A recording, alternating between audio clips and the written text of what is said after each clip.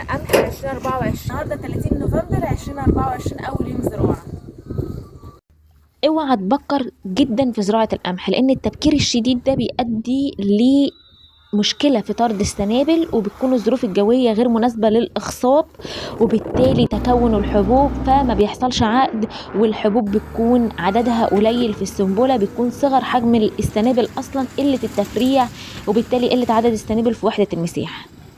والتأخير كمان الشديد بيكون فيه مشكلة، لأن ده بيكون أسر في الفترة اللي بيتكون فيها النمو الخضري، وبالتالي قلة التفريع وقلة السنابل.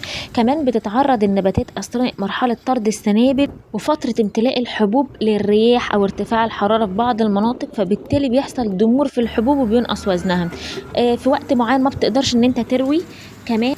كمان بيكون عندك بتعرض النبات لانخفاض وزن الحبة وضعفها بسبب تأخير تكوين وامتلاء الحبوب في فترة من شهر 4 و5 بيكون درجة الحرارة بنسبة كبيرة عالية، التعرض للصدى والمن وغيرهم كتير من المشاكل.